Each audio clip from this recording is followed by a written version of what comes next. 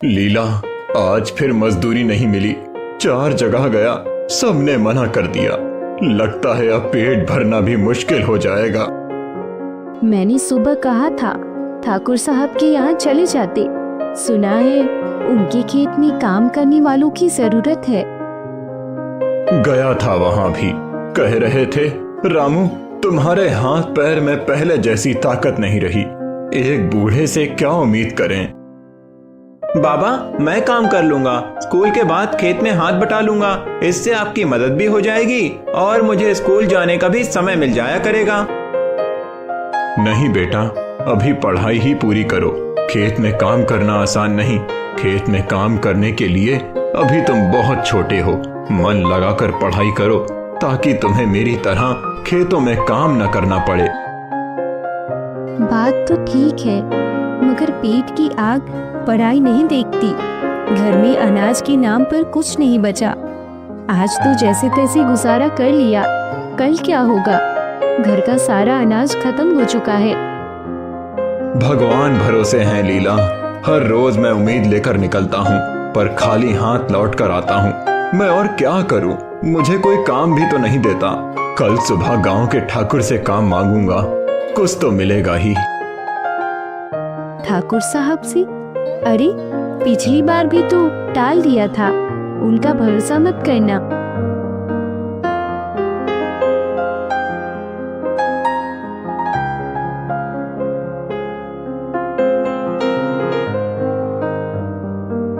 क्या करूं? दूसरा कोई चारा ही नहीं दिखता।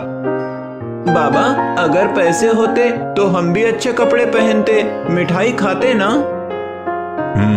पैसे होते तो तुझे शहर में पढ़ने भेजता, तेरा सपना पूरा करता। लेकिन सपने देखने से पेट नहीं भरता जी। जानता हूँ, पर बच्चे की आंखों में चमक देखता हूँ तो दिल तड़प उठता है। भगवान चाहेगा तो हमारे भी अच्छे दिन जरूर आएंगे। सोचता हूँ कल जंगल से लकड़ियाँ काट लाऊं, बेच दूंगा तो कुछ पैसे आ जाएंगे। लेकिन जंगल जाना खतरनाक है। सुना है वहाँ जंगली जानवर घूमते हैं। जो करना पड़े वो तो करना ही होगा। हाथ पर हाथ रखकर बैठने से कुछ नहीं होगा। देख लीला जी, कहीं कोई मुसीबत ना आ जाए। मुसीबत से क्या डरना लीला, इससे बड़ी मुसीबत तो हमारे खाली बर्तन हैं।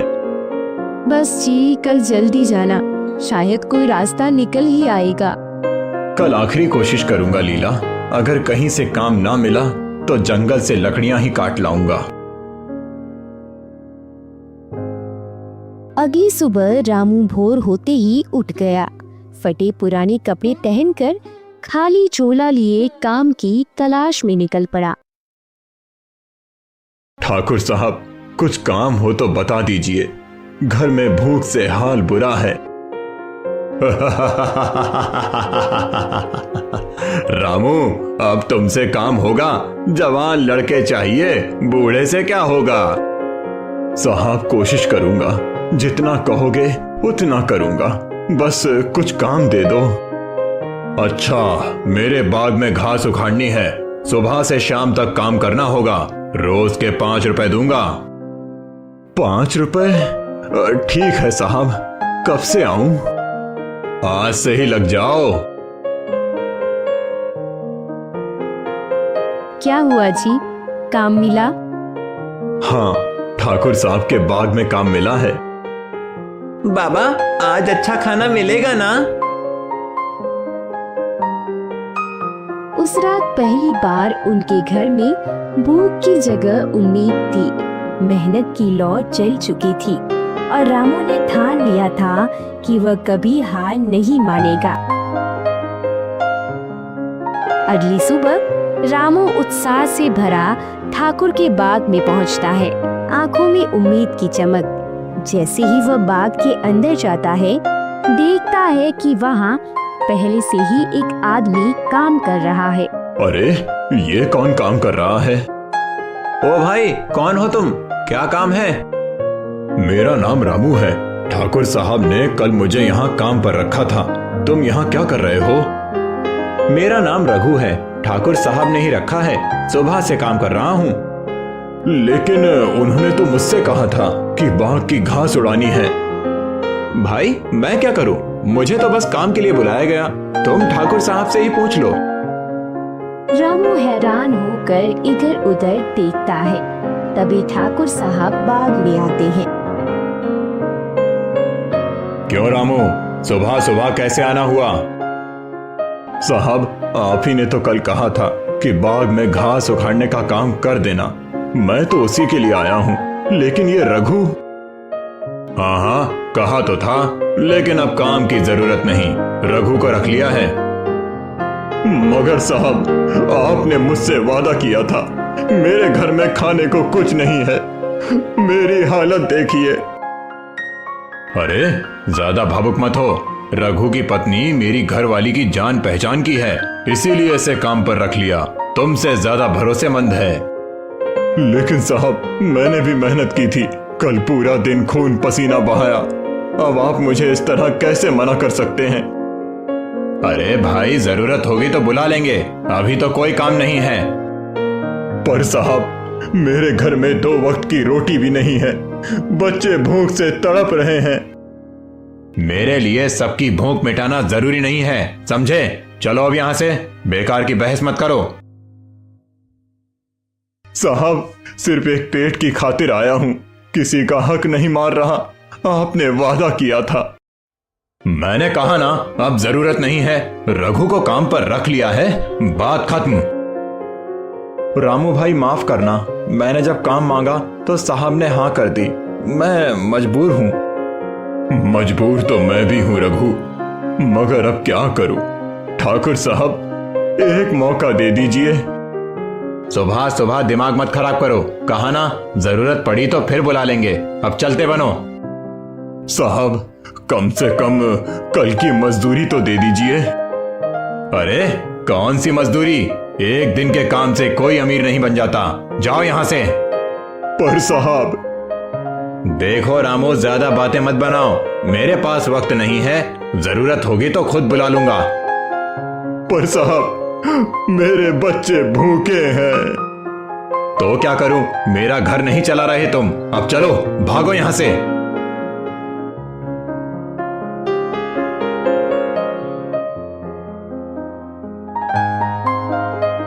रामू भाई, बुरा मत मानना, मेरी भी मजबूरी है।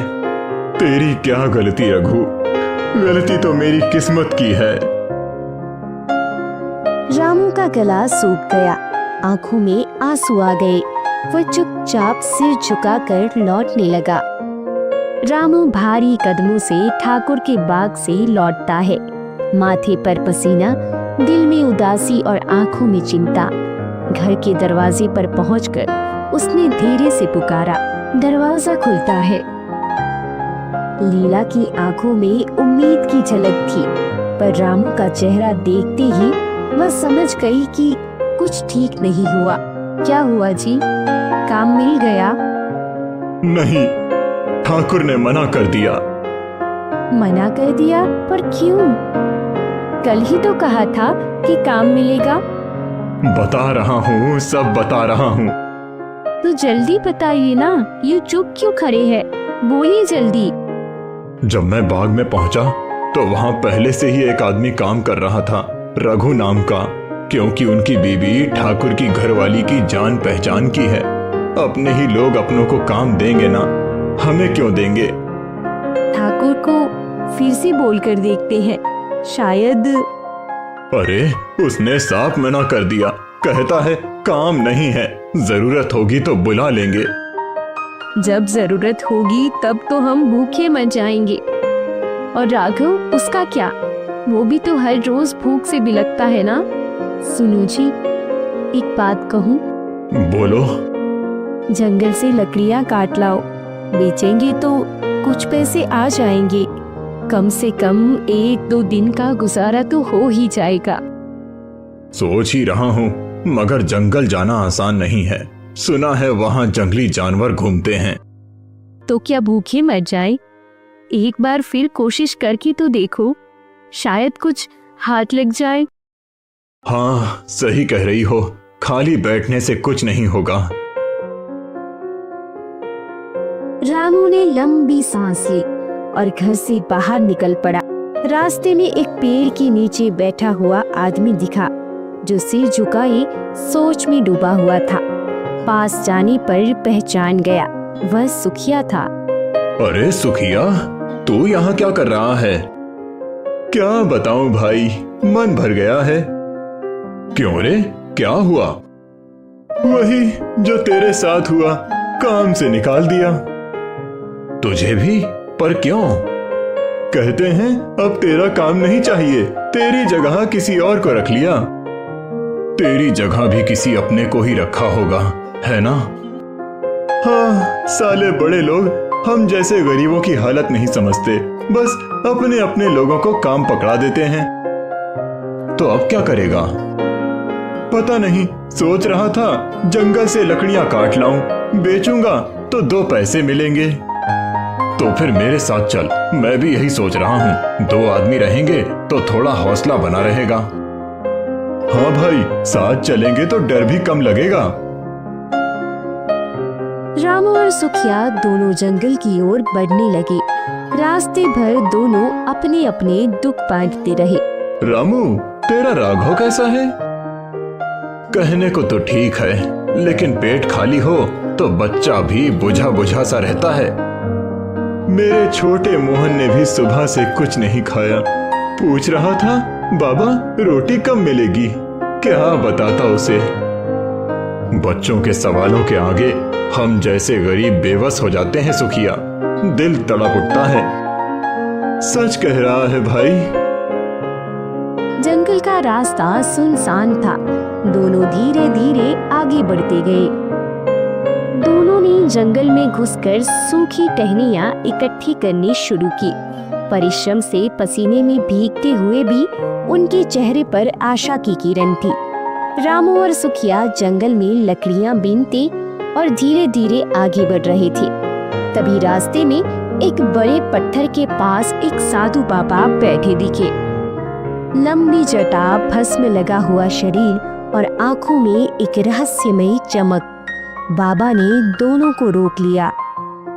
रुको बेटा, कहाँ जा रहे हो तुम दोनों? बाबा, हम जंगल में लकड़ियां काटने आए हैं।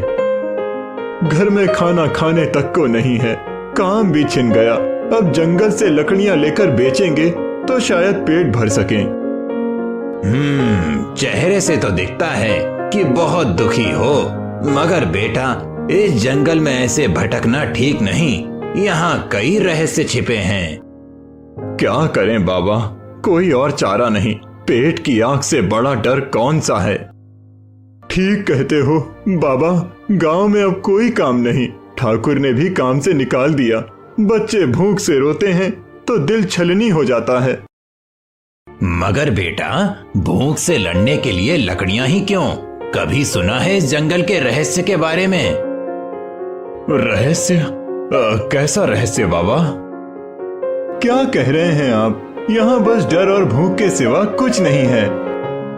नहीं बेटा, इस जंगल में एक खजाना है। खजाना? बाबा, कैसा खजाना? कहाँ है वो? सब्र करो, बताता हूँ, मगर ध्यान रखना, लालच मत करना। लालच में पड़े तो सब नष्ट हो जाएगा। हमें बस इतना चाहिए कि परिवार का पेट भर सके। हाँ बाबा, हमें कुछ ज्यादा नहीं चाहिए, बस 2 वक्त की रोटी मिल जाए। सुनो ध्यान से, अगर इस जंगल के सीधे रास्ते पर 2 मील तक बिना डरे जाओगे तो एक बड़ा पीपल का पेड़ मिलेगा। फिर उस पेड़ के नीचे से थोड़ा हटकर खुदाई करना, वहां तुम्हें एक लोहे का बक्सा मिलेगा। और उस बक्से में? बक्से में जंगल का खजाना है, सोना, चांदी, हीरे, जवाहरात। मगर ध्यान रखना, उस खजाने में से बस उतना ही लेना जितनी जरूरत हो। लालच करोगे तो बर्बाद हो जाओगे। बाबा, ये कोई धोखा तो नहीं? बिल्कुल, अगर सच होता तो अब तक किसी को मिल गया होता। धोखा नहीं बेटा, इस जंगल की सच्चाई बहुत कम लोग जानते हैं। जो लालची होते हैं वो खजाने तक पहुंच ही नहीं पाते। रास्ते में ही खो जाते हैं। और जो लालच ना करें? जो जरूरत भर ही लेते हैं वो सही सलामत लौट आते हैं, मगर याद रखना, अगर बक्से से जरूरत से ज्यादा लिया तो विनाश निश्चित है। बाबा एक बात बताइए, अगर हमें खजाना मिला तो किसी को बताना तो नहीं पड़ेगा? नहीं, मगर जो लो ईमानदारी से बांट लेना, कोई कपट मत करना। तो बाबा हम जाएं? जाओ बेटा, मगर सावधान रहना, लालच में मत फंसना। बाबा और कोई बात, कुछ और ध्यान रखने की जरूरत है? हाँ, अगर रास्ते में कोई अजीब आवाज सुनो या कोई परछाई देखो तो पलट कर मत देखना, बस चलते रहना।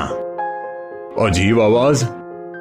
हाँ, वो खजाने की रक्षा करने वाली आत्माएं हैं, लालची को ही परेशान करती हैं।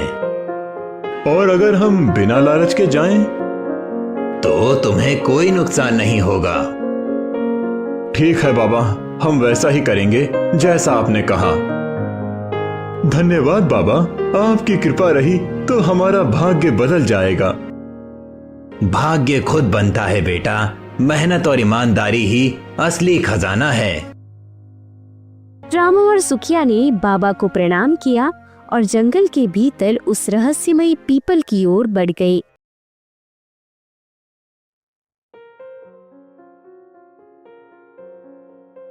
रामू ये देखो, वो सामने क्या वही बड़ा पीपल का पेड़ है? हाँ, लगता तो वही है। बाबा ने कहा था कि 2 मील के बाद मिलेगा, और देखो कितना विशाल है। लेकिन ये पेड़ कुछ अजीब लग रहा है। अजीब तो लग रहा है, पर यही तो खोज रहे थे। चलो जल्दी से काम खत्म करते हैं। रामू ने अपनी कुल्हाड़ी जमीन पर मारी और सुखिया ने झुककर मिट्टी हटानी शुरू की। मिट्टी कुछ नरम थी, जिससे खुदाई आसान हो रही थी। कुछ ही देर में रामू का हाथ किसी ठोस चीज के टकराया। अरे सुखिया, कुछ है यहाँ? क्या क्या सच में? हाँ, लगता है लोहे का बक्सा है। बाबा की बात सच निकली। दोनों ने मिलकर बक्से को जमीन से बाहर निकाला। बक्सा भारी था और जंग लगा हुआ था। रामू ने कुल्हाड़ी से उसकी कीलें खोल दी। बक्सा खुलते ही उनकी आंखें फटी की फटी रह गई। हे भगवान, इतना सोना चांदी, ये सच में खजाना है। मैंने तो कभी सपने में भी इतना धन नहीं देखा। रामू अब क्या करें, सब ले चले? नहीं, बाबा ने कहा था कि लालच मत करना, हमें सिर्फ अपना जरूरत भर लेना चाहिए। लेकिन इतना सारा सोना देखकर कौन मना कर सकता है? अगर सब ले जाएं तो जिंदगी बदल जाएगी। बिल्कुल, मगर सोचो, अगर कुछ ऊंच नीच हो गया, हम बच्चों के लिए धन ले जा रहे हैं, उनकी जान खतरे में नहीं डाल सकते। ठीक कहते हो, मगर कितना लें? आधा खजाना ले लेते हैं, बाकी यहीं छोड़ देते हैं। आधा? क्या सच में? कहीं हम कोई भूल तो नहीं कर रहे? बाबा ने साफ कहा था, जरूरत से ज्यादा लिया तो विनाश तय है। हमें उनकी बात माननी चाहिए। ठीक है, तुम आधा निकालो, मैं इधर नजर रखता हूँ। रामू ने बक्से में से आधा सोना चांदी निकाल लिया। सुखिया ने बक्से को दोबारा उसी जगह पर दबा दिया और ऊपर से मिट्टी डाल दी। दोनों ने चारों ओर देखा, कहीं कोई देख तो नहीं रहा। दोनों ने खजाना अपने कपड़ों में छिपाया और जंगल से बाहर की ओर बढ़ चले।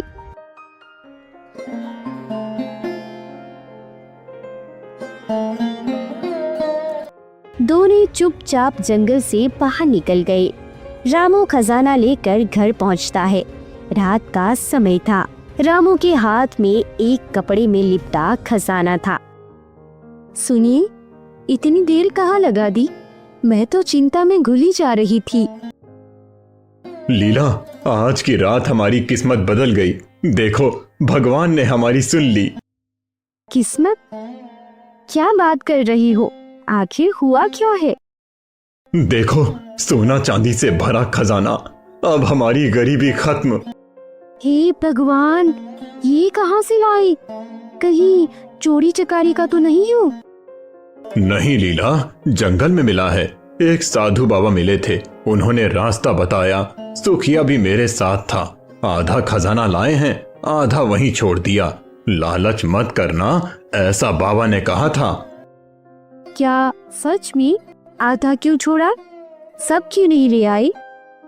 अरे बाबा ने चेतावनी दी थी, जो लालच करेगा उसके साथ बुरा होगा, इसीलिए आधा ही लाया हूँ। भगवान की कृपा है, अब हमारा भी अच्छा समय आएगा। अब सबसे पहले मैं एक पक्का मकान बनवाऊंगा। सुनिए जी, लेकिन किसी को बताना मत। गांव में लोग बहुत चलते हैं, नजर लग जाएगी। बिल्कुल, किसी को कुछ नहीं बताएंगे, चुपचाप अपनी जिंदगी बदलेंगे। कुछ महीनों बाद रामू ने गांव में एक बड़ा पक्का मकान बनवा लिया। सच में भगवान ने हमारी सुन ली। अब हम किसी के आगे हाथ नहीं फैलाएंगे। हाँ लीला, मेहनत से जीना है और हमेशा भगवान का शुक्रगुजार करना है। मुंशी, ये रामू और सुखी अचानक अमीर कैसे हो गए? कल तक तो दोनों चिथड़े पहने फिरते थे, अब देखो पक्का मकान खड़ा कर लिया। तुझे कुछ पता चला? हुजूर, मैं भी यही सोच रहा हूँ, दोनों के पास इतनी दौलत आई कहाँ से? ना खेती बाड़ी है, ना कोई जमीन जायदाद। जरूर कोई राज है। कुछ तो गड़बड़ है, मैं ऐसे नहीं छोड़ने वाला। मेरी जमीन पर रहकर कोई मुझसे बड़ा बने, ये मुझसे बर्दाश्त नहीं। बिल्कुल सही फरमाया सरकार, कहीं चोरी चकारी तो नहीं की दोनों ने? रामू में इतनी हिम्मत नहीं, कुछ और बात है, मुझे पता लगाना होगा। हुजूर, मैं तो कहता हूँ कि सुखिया पर नजर रखनी चाहिए, वो ज्यादा चतुर लगता है, कहीं से कोई खजाना खजूरी हाथ लगा होगा। सही कह रहा है, दोनों की दोस्ती भी अचानक गाढ़ी हो गई, कहीं जंगल में कुछ मिला होगा। बिल्कुल मुमकिन है सरकार, जब से दोनों जंगल से लौटे हैं तभी से इनके ठाठ बदल गए, कोई साधु सन्यासी से मुलाकात हुई होगी। अगर खजाना है तो वो मेरे हक का है, मैं ऐसे नहीं छोड़ूंगा। तो फिर हुक्म दीजिए सरकार, क्या करना है? सुन मुंशी, दोनों की हर हरकत पर नजर रख, खासकर रात में। ये राज हमें जल्दी ही पता करना है। जी हुजूर, मैं हर वक्त उनके पीछे रहूंगा, पर सरकार अगर खजाना मिला तो वो मेरा होगा। इस गांव में मेरी मर्जी के बिना पत्ता नहीं हिलता। रामू और सुखिया मुझसे बच नहीं सकते। बहुत खूब सरकार, बस कुछ ही दिनों में राज खुल जाएगा। ठाकुर साहब अपनी योजना में रम गए। अब उनके मन में रामू और सुखिया से खजाना छीनने की तुर्त चाव चल रही थी। शाम का वक्त था, सूरज ढल चुका था। रामू के घर के सामने वाले पुराने बरगद के पेड़ पर बने चबूतरे पर रामू और सुखिया बैठे थे। पास ही झाड़ियों के पीछे मुंशी लालचंद चुपचाप उनकी बातें सुनने के लिए छिपा हुआ था। रामू, सच कहूं तो अगर साधु बाबा ना मिलते तो हम आज भी रोटी के लिए तरस रहे होते। बिल्कुल सही कह रहा है सुखिया, बाबा की बात मानकर ही तो हमारी किस्मत पलट गई। ना जाने कैसे कैसे दिन देखे हैं हमने। हाँ रे, वो दिन याद है जब बारिश में तेरी झोपड़ी टपकती थी और हम दोनों भीगते हुए रात गुजारते थे। कहाँ भूल सकता हूँ। और अब देख, पक्की छत के नीचे बैठा हूँ। बाबा की दी हुई सीख सच में हमारा भला कर गई। और सबसे बड़ी बात तो ये है कि हमने लालच नहीं किया, खजाने का आधा हिस्सा वहीं छोड़ दिया, वरना ना जाने क्या अनर्थ हो जाता। हाँ, बाबा ने साफ कहा था, लालच किया तो बुरा होगा। हमने अपना हिस्सा लिया, ईमानदारी से मेहनत कर रहे हैं। मैं तो रोज बाबा के लिए दुआ करता हूँ, भगवान उन्हें खुश रखे। मैं भी, अगर वो ना होते तो आज हम यूं बैठकर चैन की सांस नहीं ले रहे होते। पास ही झाड़ियों में छिपा मुंशी लालचंद ये सब बातें गौर से सुन रहा था। जैसे ही इसे पूरा भेद पता चला, वह चुपके से ठाकुर साहब के पास जाने के लिए वहां से खिसक गया। ठाकुर साहब अपनी हवेली के आंगन में बैठे थे। मुंशी लालचंद हाफता हुआ अंदर आया। क्या हुआ मुंशी, कुछ पता चला? हुजूर, राज खुल गया। मैंने सब कुछ अपने कानों से सुना है। जल्दी बता, आखिर क्या मालूम हुआ? हुजूर, वो दोनों जंगल गए थे। वहां किसी साधु बाबा से मिले जिसने उन्हें खजाने का रास्ता बताया। खजाना? तू पक्का कह रहा है? जी सरकार, मैंने अपनी आंखों से देखा और कानों से सुना। दोनों ने खजाना पाया और आधा हिस्सा वहीं छोड़ दिया, जैसा बाबा ने कहा था। ओह, तो ये बात है, तभी इतनी जल्दी अमीर बन गए दोनों। हुजूर, अगर हम भी उस खजाने तक पहुंच जाएं, तो पूरी जिंदगी चैन से कटेगी। लेकिन काम ध्यान से करना होगा। अगर किसी को भनक भी लगी तो बात बिगड़ जाएगी। बिल्कुल सही कहा सरकार, क्या हुक्म है? पहले तो ये पता करना होगा कि वो खजाना कहाँ छुपा है। कहीं ऐसा ना हो कि वो किसी और से भी ये बात कह दें। हुजूर, मैं एक काम करता हूँ, सुखिया को अकेले में पकड़कर उसकी जुबान खुलवाता हूँ। वो सीधा साधा आदमी है, आसानी से फंस जाएगा। नहीं, सीधे सीधे कुछ नहीं करना, होशियारी से काम ले। तो क्या करें हुजूर? कल रात उनके घर के आसपास निगरानी रख, देख कि वो फिर जंगल जाते हैं या नहीं। और हाँ, अगर मौका मिले तो दोनों में फूट डालने की कोशिश कर। समझ गया सरकार। अगर खजाना बचा है तो अब वो हमारे हाथ से नहीं छूटेगा। रामू और मुखिया ने ज्यादा उड़ने की कोशिश की तो पर कतर दूंगा। इस गांव में मुझसे ऊपर कोई नहीं हो सकता। हुजूर, आपकी मर्जी से ही सूरज निकलता है। आप कहें तो आज रात से ही काम शुरू कर दूं। रात में ध्यान रखना। अगर दोनों में से किसी ने कुछ बताया तो खबर मुझे दे, मैं अपना तरीका अपनाऊंगा। आप फिक्र ना करें सरकार, अब खजाना ज्यादा दिन तक छुपा नहीं रहेगा। अगर वो खजाना मेरा नहीं हुआ तो मैं किसी को चैन से नहीं रहने दूंगा। दोनों की आंखों में लालच की चमक थी। अब वे रामू और सुखिया के खुशियों की छीनने की पूरी योजना बना चुके थे। अगले दिन की सुबह थी। सुखिया अपने घर के सामने बैठा, तभी मुंशी लालचंद धीरे धीरे उसकी ओर बढ़ा। उसकी आंखों में एक चालाकी भरी चमक थी। अरे सुखिया भैया, क्या हाल चाल है? बड़ा खुश नजर आ रहे हैं आजकल। अरे मुंशी जी, भगवान की कृपा है, सब बढ़िया है।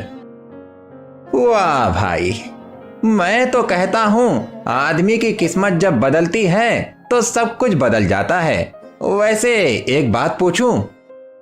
पूछिए मुंशी जी। सुना है तू और रामू रातों रात अमीर बन गए। भाई, कोई राज की बात है क्या? अरे मुंशी जी, ऐसी कोई खास बात नहीं, मेहनत का फल मिला बस। सुखिया, मुझसे क्या छुपाएगा? तुझे मैं कब से जानता हूँ। देख, मैं तेरा भला चाहता हूँ। कहीं ऐसा ना हो कि कोई और तेरी किस्मत लूट ले। मुखिया जी, ये बात किसी से मत कहिएगा। हम दोनों ने जंगल में एक साधु बाबा से सुना था कि पीपल के पेड़ के नीचे एक खजाना छुपा है। हमने जाकर खोदा तो सच में मिला। क्या? सच में खजाना? हाँ, मगर बाबा ने कहा था कि लालच मत करना। हमने आधा लिया, आधा वहीं छोड़ दिया। अच्छा, कहाँ है वो पीपल का पेड़? जंगल के बीचों बीच। लेकिन मुंशी जी, लालच बुरी चीज है। बाबा की बात सच निकली, आधा ही लिया, इसीलिए खुश हैं। तू फिक्र मत कर, मैं तेरा भला चाहता हूँ। ये बात मैं सिर्फ अपने तक रखूंगा। हुजूर, हुजूर, राज खुल गया। जल्दी बता। जंगल में एक पीपल के पेड़ के नीचे खजाना है। आधा खजाना तो वो ले गए, लेकिन आधा खजाना अभी भी वहीं दबा है। तो देर किस बात की, आज ही चलकर उठा लेते हैं। मैं कोई सुखिया रामू नहीं कि लालच से डर जाऊं। हुजूर, आज रात को ही निकलते हैं, कोई देख ना ले। रात का समय था। चांदनी में हल्का उजाला फैला था। ठाकुर और मुंशी कुदाल और फावड़ा लेकर जंगल में पहुंचे। पीपल का पेड़ उनके सामने खड़ा यही था। है वो जगह? हाँ हुजूर, यही बताया था। दोनों ने मिलकर खुदाई शुरू की। थोड़ी देर में लकड़ी का एक पुराना बक्सा बाहर निकला। उसकी आंखें लालच से चमक उठी। देख मुंशी, हमारा वक्त आ गया। अब पूरी तहसील पर मैं राज करूंगा। हुजूर, अब तो सोने की लंका बन जाएगी आपकी हवेली। कुछ महीने बीत गए। ठाकुर ने खजाने से व्यापार में पैसा लगाया। हवेली के बाहर ठाकुर और मुंशी मायूस बैठे थे। मुंशी, ये क्या हो गया? खजाना तो मैंने लिया, फिर ये बर्बादी क्यों? हुजूर, बाबा ने कहा था लालच बुरी चीज है, हमसे भूल हो गई। चुप रहे, तेरी वजह से मेरा सर्वनाश हो गया। दूसरी ओर रामू अपने घर में बैठे आराम से अपने बेटे राघव के साथ खेल रहा था। सुखिया भी खुशहाल जीवन जी रहा था। दोनों ने जो लिया उसी में संतुष्ट थे और उनका जीवन सुखमय बीतने लगा।